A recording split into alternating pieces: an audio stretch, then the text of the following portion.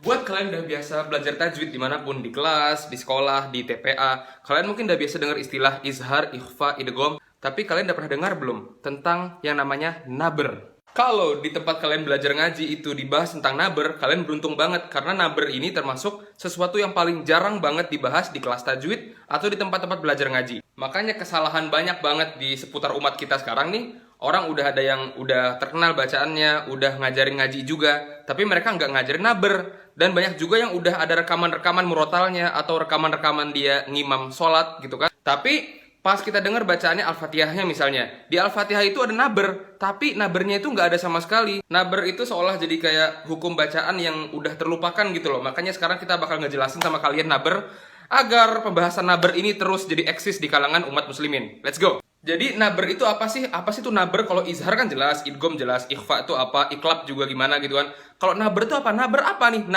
Naber baru denger nih di kuping kita nih apa nih naber? Naber kalau secara bahasa singkatnya ya, itu artinya mengangkat sesuatu di atas kebiasaannya. Misal nih kalian lihat kucing jantan sama kucing jantan berantem di jalan. Kucing jantan nih pengen kawinin si betina nih, tapi kucing jantan ini gak terima karena dia naksir juga sama kucing betina nih. Ntar kucing gini kan, nah itu suara yang nah itu naber. Terus misal kalian nonton MotoGP nih, nonton F1, pas mobil datang, mobil F1 datang kan di sirkuit ke daerah kalian duduk, itu suara, nah itu naber. Kalian lagi ospek misalnya di kampus-kampus, terus si apa sih cutting apa bahasanya lah, orang-orang yang ngerjain kalian pada kayak, woi, push up yang bener. Nah pas dia ngomong, nah suara itu naber.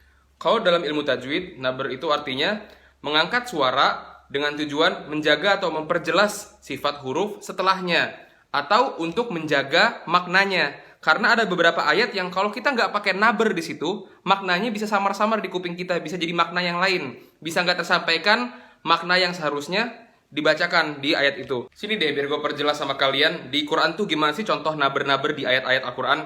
Contohnya ya, yang kita paling sering baca naber, tapi kita nggak sadar namanya itu naber, di Al-Fatihah. Shiratal ladzina an'amta 'alaihim ghairil maghdubi 'alaihim waladdallin. Di bagian olin, ngangkat sejenak itu namanya naber. Terus misalnya di surat Abasa, mata'an lakum wa li'an'amikum fa idza ja'atis sakhah. Di sohoh, gelombang tadi tuh suara itu naber namanya. Oke, langsung aja kita masuk ke pembahasan kita. Jadi dalam pembacaan Al-Quran ada 5 kondisi di saat ayat itu dibaca naber di situ. Setiap kondisi gue bakal kasih contoh banyak banget. Jadi kalian tuh nggak salah lagi insya Allah pas baca. Jadi keep up sampai akhir video ya. Kalau misalnya agak lama, ini bener-bener dibahas semuanya tentang naber. Jadi kalian jangan sampai kelewatan sedetik pun. Yang pertama yaitu perpindahan bunyi mad ke huruf yang bertasydid, yang ada tasydidnya, ke selain huruf gunnah, yaitu mim sama nun. Tujuannya agar tasydid terbaca dan terdengar dengan baik. Jadi memperjelas tasydid deh di huruf setelahnya. Contoh yang pertama di ayat As-Saffat ayat 1. Was-saffati saffa, was-saffati saffa. Bukan was-saffati saffa. Kalau gitu kan nggak jelas. Ini setelah so yang panjang tuh yang ada matnya ya, itu fa-nya ada tasdid apa nggak ada tasdid, kan nggak jelas kalau kita baca was-saffati saffa. Apa bedanya sama kalau nggak ada tasdidnya? Was-saffati saffa, kan jadi nggak kedengeran tasdidnya, makanya kasih naber di situ. Wa batsa fiha min kulli dabbah. Nah kayak gitu. Terus di ayat terakhir Al-Mujadalah, la tajidu qauman yu'minuna billahi wal yawmil akhir yuwadduna man haddallaha wa rasulah. Terus contoh terakhir yang tadi di Abasa fa idza ja'atis sakhah. Nah kayak gitu. Kondisi kedua yaitu ketika waqaf. Waqaf tuh berhenti ya. Ketika waqaf di huruf yang ada tasdidnya, yang bertasdid selain huruf gunnah. Ingat ya, kalau gue bilang huruf gunnah berarti nun sama mim. Contoh ayat tentang berbakti pada orang tua. biar kita berkata-kata yang baik. Fala taqul lahuma uff. Jadi salah kalau misalnya kalian baca fala taqul lahuma uff. Bedanya apa? Karena kan di fa-nya itu, di akhir potongan itu, fa-nya ada tasdidnya. Untuk memperjelas kalau itu ada tasdid, angkat suaranya. Fala taqul lahuma uff. Makanya orang banyak yang pertama-tama belum pernah belajar naber, habis itu dia udah nemuin irama yang enak nih buat ngaji. Bacalah surat Al-Isra. Fala taqul lahuma uff. Padahal harusnya ada nabernya, jadi nggak diperjelas tuh tasdid di huruf fa-nya. Makanya belajar dulu naber sebelum kalian masukin irama. Biar setelah kalian udah tahu tentang naber, irama kalian gak hancur karena mulai dari nol iramanya. Nah, habis itu di Al-Qiyamah nih, ini sering banget dibaca. Yaqulul insanu yawma idzin ainal mafar. Ainal mafar. Jadi di akhirnya itu kan ada tasdidnya, mafar. Kalian angkat suaranya. Yaqulul insanu yawma idzin ainal mafar. Mafar bukan ainal mafar. Karena itu ada tasdidnya. Beda sama kayak ayat di Al-Qiyamah yang lain yang ro doang, ro sukun gak ada tasdidnya. Kayak kalla la wazar. Kalau wazar emang gak ada tasdidnya, makanya biasa aja. Tapi kalau ada tasdid kayak mafar, angkat suaranya. Terus kalau di surat Al-Qamar, wa kullu amrim mustaqir. Mustaqir. Nah gitu. Ada juga contoh di huruf lam. Fa illam yusibha wabilun fatol.